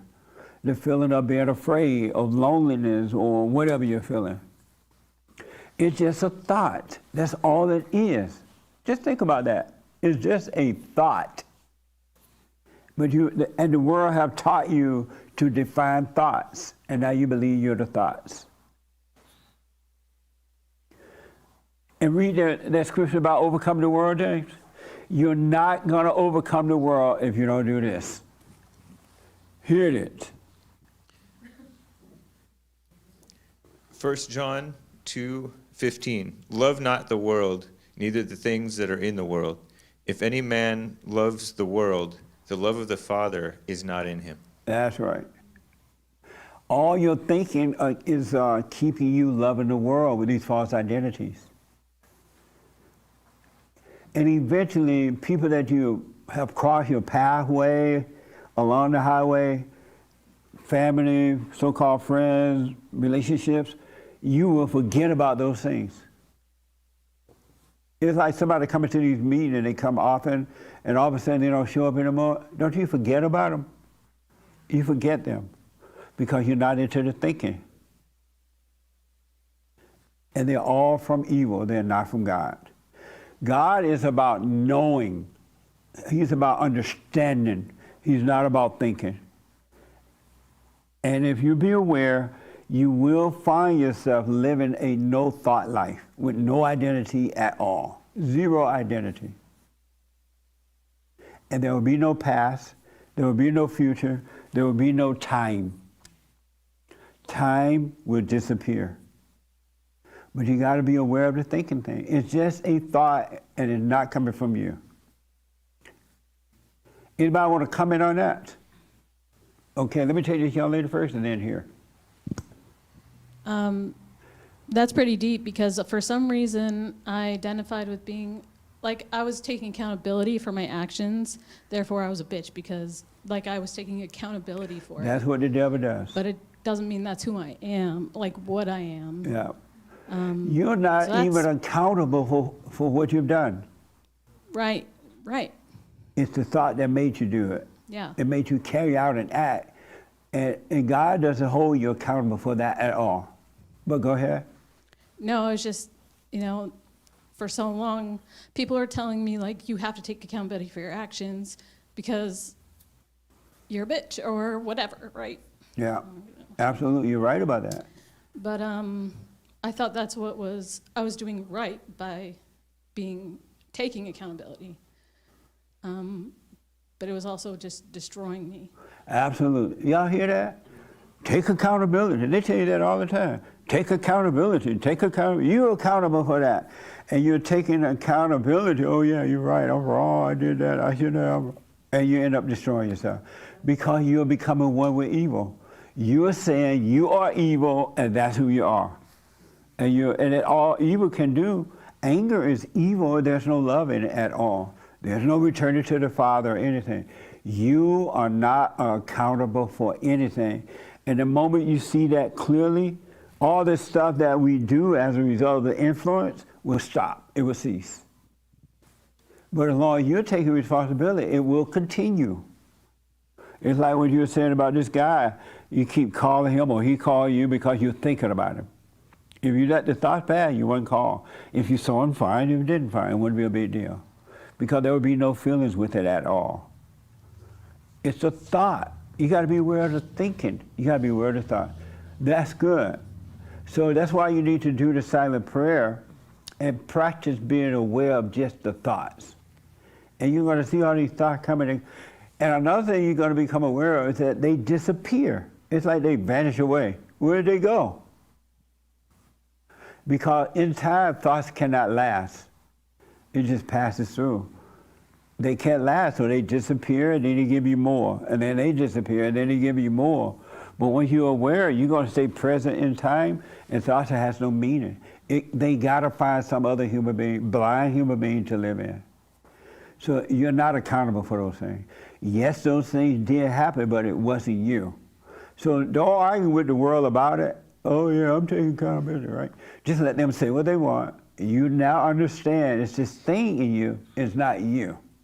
So don't argue with the world at all because you can't prove the truth to the world. You have to see it, and that's it. No one else has to see it. That make sense? Yes. So work on you, watch those thoughts. There's literally nothing else you can or should do because it's spiritual. The only thing you need to stop doing is calling yourself the things that the thoughts tell you that you are. Because you're not, you identify with it. They say, oh, you're a sinner. Now you feel like a sinner. You got to rush out and try to be saved. You know what I mean? Yes. And then I'll come here, buddy. Anybody ever felt like a sinner that needed to be saved? Yes. Isn't that a mess? They told us that. And we've been running around to 1,000 churches trying to get saved. Another word. Because it was just a thought. And they put the definition around what a sinner is. Now you try to get saved, and the people who tell you you're a sinner need to be saved, they ain't saved. Wait a minute, I'm sorry. That's okay. I grew up Bible thumper, and so I try to focus mainly on what the Bible says, and I don't really care what you say, what the pastor says. I try to just focus on what the Bible says. So, and the reason why I'm freaked out with this friend that I'm talking about is because the Bible says in 2 Corinthians, if you fornicate or if you're a drunkard, those who don't be deceived, those who fornicate, drunkards, idolaters, all these lists will not inherit the kingdom of heaven. So for many, many years, I lived in extreme fear because I was a lot of those things because I don't want to go to hell, obviously. So, and I was doing what you just said, running all over to these churches. And so what if a person is doing those things every weekend, but I'm kind of hearing a contradiction. You're saying if you got drunk, don't say that you were drunk, that's not you. But then the Bible is saying, don't be deceived, those who fornicate and are drunkards are not going to heaven. So that's kind of even why I'm here, because the main goal is for all of us, I would think, is when we die to go to heaven.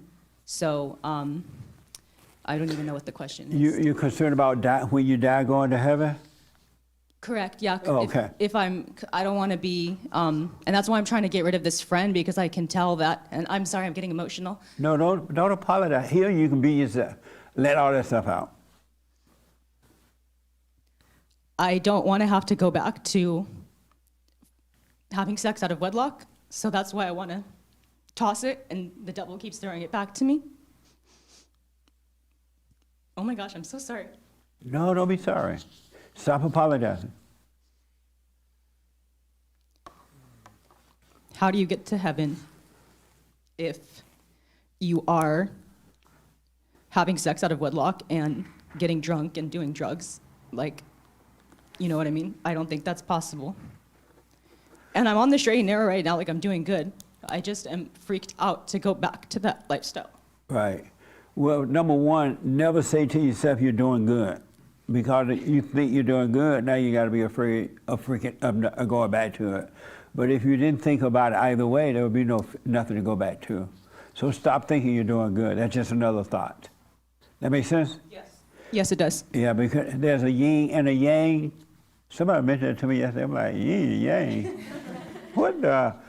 Well, when I say I'm doing good, I mean I'm not having sex out of wedlock or doing drugs or you know what I mean? Right, but don't say to yourself, I'm doing good. That's another thought setting you up to be afraid of doing bad. And as soon as you do bad, they're going to look at you, you're going to hell. Yeah, that's why I want to get rid of my friend. Right, but the friend is getting rid of the friend. I'm not saying you shouldn't, because you shouldn't be around people who are into evil and don't want to overcome. But you still shouldn't say to yourself, I'm doing good, because if you said that, you're going to attract somebody else to your life, and you're going to end up doing it again. Yeah, that's what's happening. I rest my case. But if you didn't do that, you won't attract anyone into your world. It'll stop. Because the moment you say, I'm doing good, and maybe you start with this guy, but you got your eyes on somebody else, oh, that would look kind of good. They look kind of holy. It won't be so bad with that one. But so don't think of that. That's another thought, right?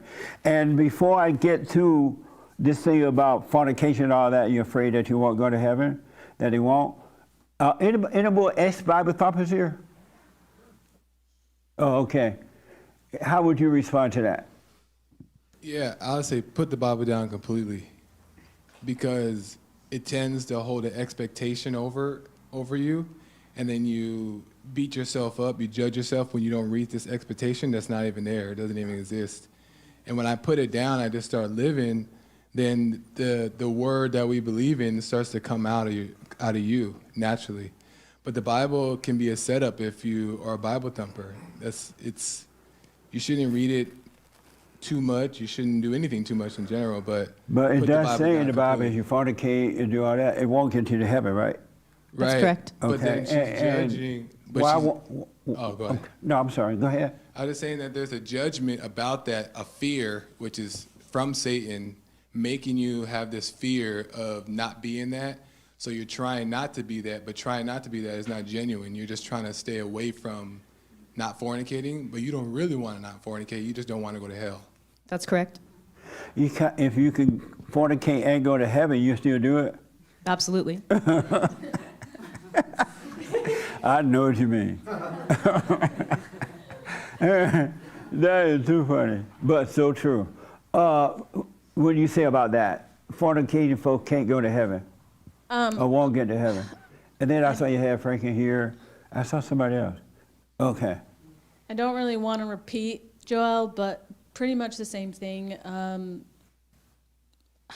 I don't think to this day, growing up, like I knew the Bible pretty well, but to this day, since I stopped using it, can't repeat a single word to you.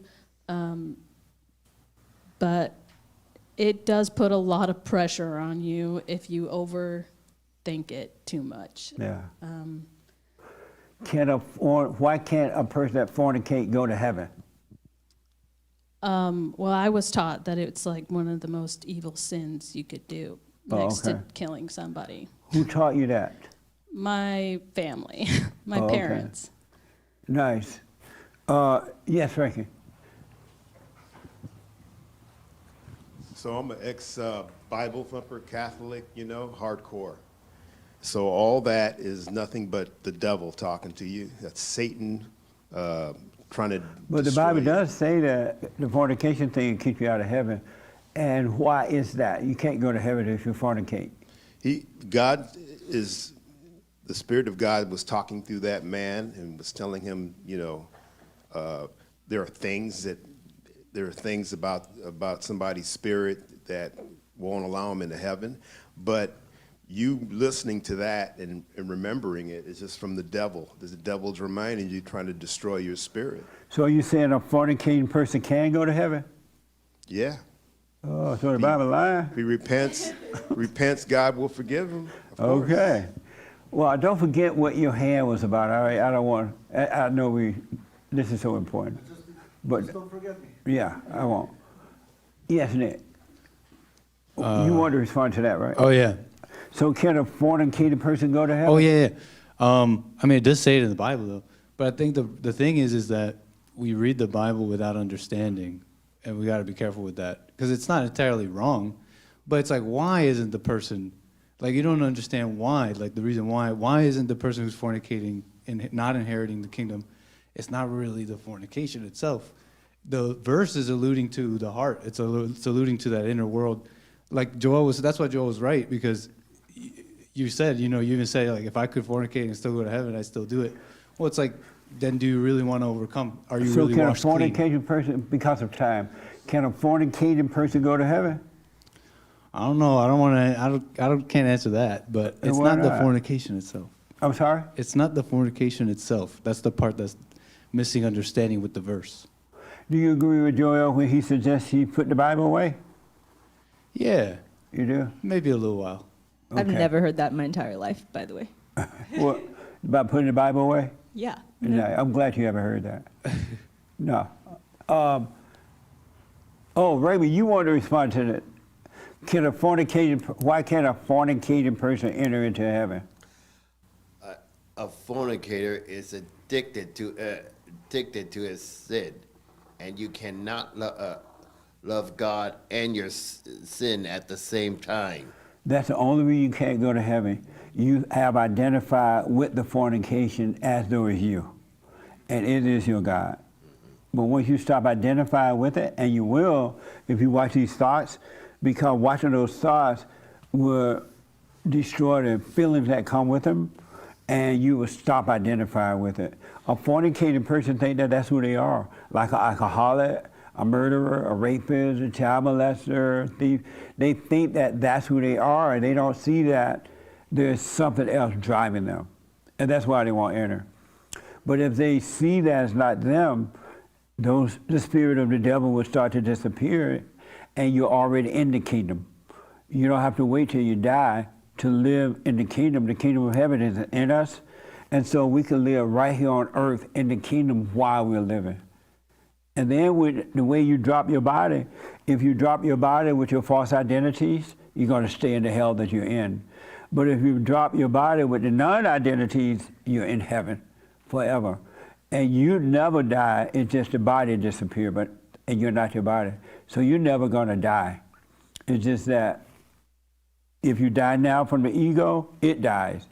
If you don't die from the ego, it doesn't die, and you're trapped. But don't wait to go to heaven. You want to live heaven right here on earth by stop identifying with all these things. So God forbid, if you do it again, be aware of what's going on. Be aware you thinking it first, because without the thought you can't think it, you can't feel it.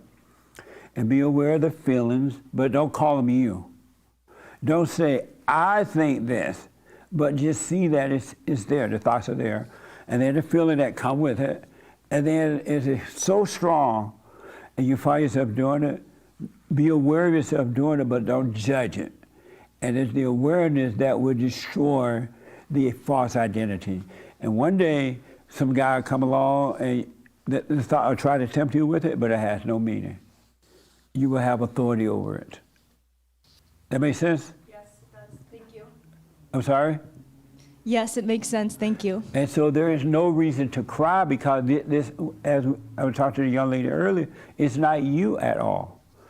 It's the devil making you think that you are fornicating, because he doesn't want you to see it's not you. That is the nature of the devil. It's not even your nature, but it's the nature of anyone that identifies with it, because it's of the devil. And that's why God will give you a brand new nature. And the ego nature will die, the false nature, and God will give you his nature. And his nature is nothing but light. It's nothing but living. And you should read the Bible, but not to remember it. There's nothing wrong with picking the Bible up, and when the devil tries to interpret it for you, the intellect, don't pay attention to that. Because the word of God is in you, it's in your heart. The kingdom of heaven is within. And if you never read the Bible but kept your eyes on yourself, you would know the truth, and the truth will make you free. But there's nothing wrong with the Bible, but not as in a desperation that you're doing right now. Don't be desperate about the Bible. It's just a book that points you back to what's happening inside of you and tell you, if you don't do it, this is what's going to happen. If you look inside, this is what's going to happen. So don't be desperate about it. Okay. Anything a part of that you disagree or don't understand? No, I agree when you say like the desperate part, because that's definitely how I felt for even still feel, because going to hell is scary. That's scary. Right. Especially if it's something that's like everything that is listed, because everyone and their mom is doing it. Yeah, absolutely. And that's why we must be born again, return to the Father. Salvation is a return to the Father, to God. By not hating your earthly father, forgive him. And then when you forgive him and your mother, you admit it, I'm wrong. Yes, it's wrong what they did, but I'm wrong for hating them, being angry. And you're on your way, the light comes on, and then the light shines on all those little identities we picked up. What the world calls sin. It's too bad that the world are calling those things sin, because now you think you need to fix the sin. And you can't fix the identities. You overcome the identities by the light of God. And those things are just false identity. And that's why they won't enter into the kingdom. That makes sense. All right. That makes sense. Thank you. Good. Let me do this first. I know you waited a long time. I appreciate it. I'm going to get quick to the point, but Okay. It's not about fornication. It's about what you said about thoughts. When you talked about it, I immediately remember that in the last few days I tried to listen to people and I can't, and find myself don't understand why they talk like for 2 minutes. What happened to me? I disappeared. It's my, I used to have like as a kid, like ADD. Like I believe they told me, oh, you have a problem. Yeah. And I always know it's not me, you know? And now I see, oh, I know it's not me, and I know it's happened, it keeps happening. What is distracting me? And watching this really connect to what you say about thoughts and about not identifying with this distraction. So that's what I wanted to say about. Okay. A thought is just a thought. A thought is just a thought. And they come a dime a dozen. It's you, influenced by evil, that put all these devastating meaning around this word, the one thought. You make it be because the world have taught you to do that. But just think of it, it's just a thought. And if you can see it for what it is, there's nothing to imprison you. It can't put you in prison of your emotions. Fear and doubt and worry and trying to satisfy and please others, and it's just a thought. And you will stop calling yourself those things because you will not use the definitions anymore that the world has given you, your parents and all that kind of stuff. I used to think that the vices were a sin, and I would try hard to get rid of the vices because no one told me salvation was of the heart, and that once you admit you're wrong, the light of God would get rid of the old nature. The more you try to get rid of old nature, the deeper you get into it. And that's what's happening with you. You're trying, calling it, like you were hung up on, oh, fornication not going to get into heaven. And now you still fornicate even more. You drop one friend and go to another one because you have fear and you have worry. You're trying to, and that's where the devil wants you. He doesn't want you free. He doesn't want you to know that you're not your vices. They are not sins. They are the nature of the devil. And you need a brand new nature. A brand new nature. And you will get it if you just watch and relax. You're not these things. And there's nothing you can do about it. The only thought you need are practical thoughts. And you don't live by it. Oh, you want to eat, you go eat. It's time to go to bed, you go to bed. There's nothing to think about, you're in the bed. Right? Does it help a little bit? Did I see your hand? Real quick. Okay. Jesse, I was quite interested in hearing what you have to say about the biblical question, and we haven't even talked about it. How do you see your mother or grandmother? How do I see her? Who or what gave you the impression you have of your mother and or grandmother? Well, this is, as I ponder, because I really did ponder this, because the mother is such a starring role in this, what we're doing here. Yeah. And as I recall it, I was very observant as a child. I didn't really talk a lot, I just watched. So I believe that I came up with my own assessment of her. And I also watched how my dad engaged with my mother. And that also helped form what was your impression before you started to wake up of your mother? I thought she was very elegant and submissive to my dad. She was the quintessential stay-at-home mother, and I watched how he respected her. I never heard him say an ill word about her. I never heard her say an ill word about my dad. So I really viewed her as someone I wanted to emulate. And how do you see her? What's your impression of her now? I have the same impression. Really? Did you forgive her? I did. You did? Yeah. Yeah. And so was your impression of her good or bad? Wrong or right? I've always had a good impression. Was it wrong or right? My impression? Probably based on what you have been teaching, I would say, you would probably say it was wrong. No, what do you say?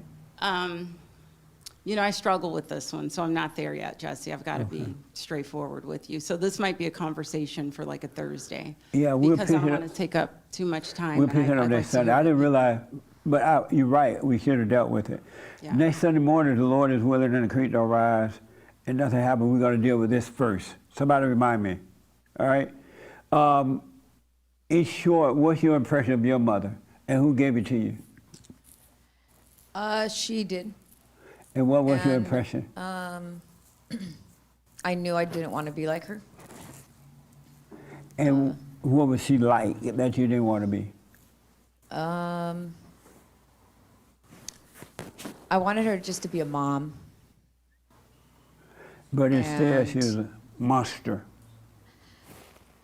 Instead, she's just wanted to have a good time. Amazing. So there was a lot of her that, but I always, before I heard your message, I always knew that she had a troubled upbringing, and she was just kind of like, I never experienced, you know, being young. So I kind of just forgave her for that. I'm like, oh, she's doing this because of that. But at that moment, I wanted her just to be a mom. Nice. We're going to have to pick up on this next Sunday. Did you want to say something? No, I'll see you at the Women's Forum on Thursday. Oh, okay. Nice. And I almost don't want to give out the new one, but I will. But when we come in, unless somebody really had a life, we'll start out with this biblical. Remind me, Jay, we'll start out with this biblical question.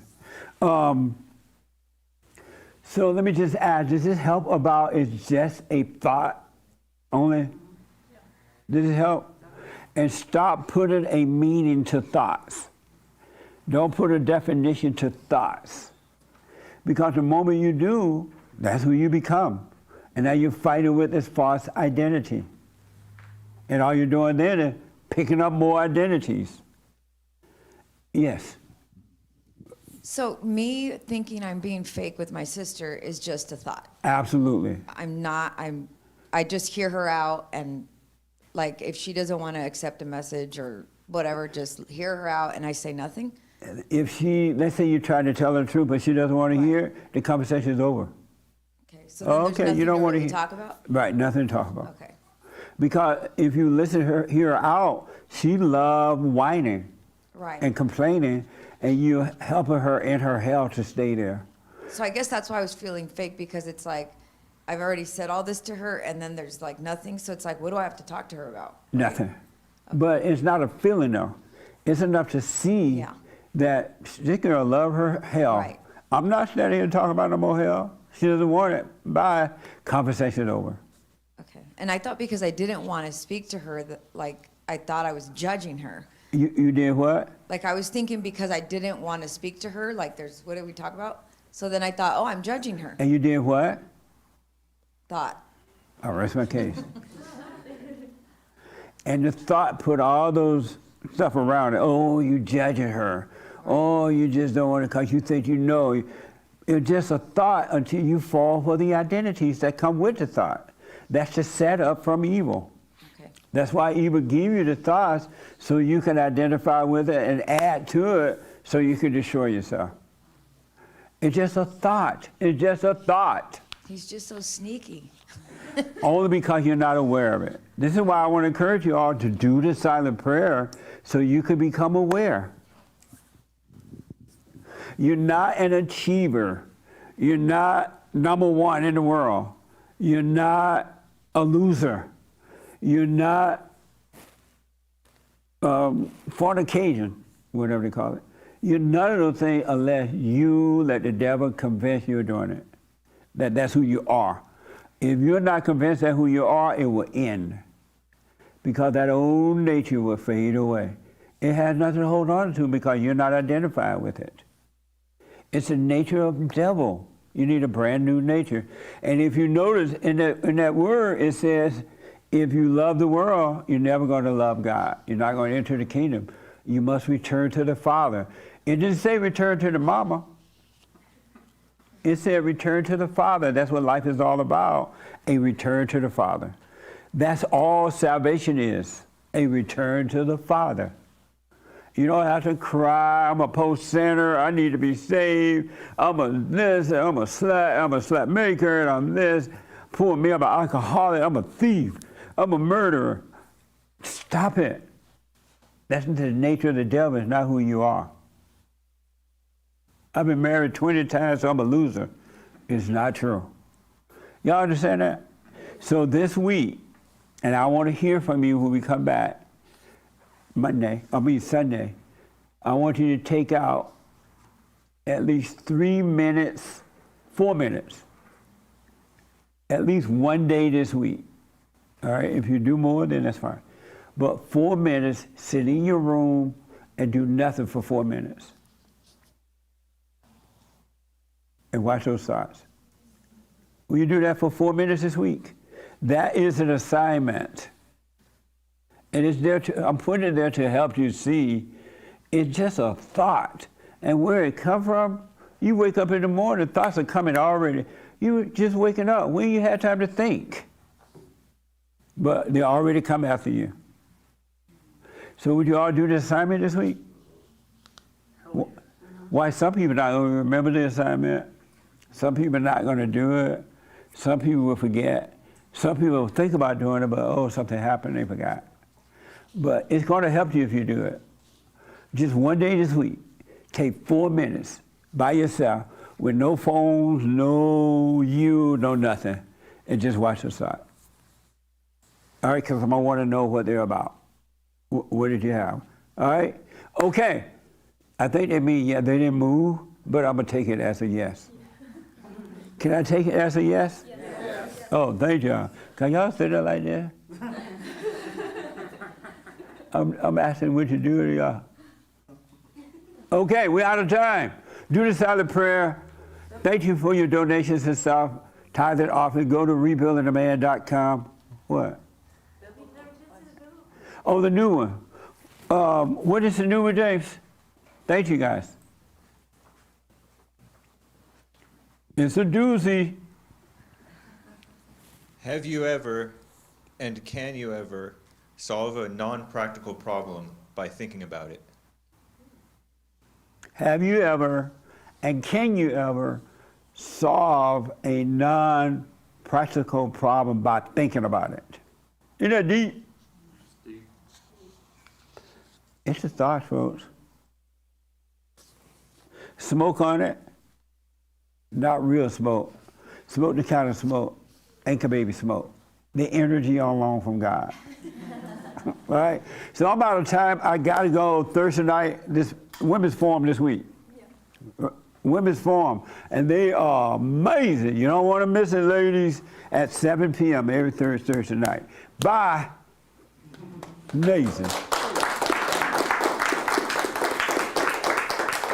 Billy gonna yell at me.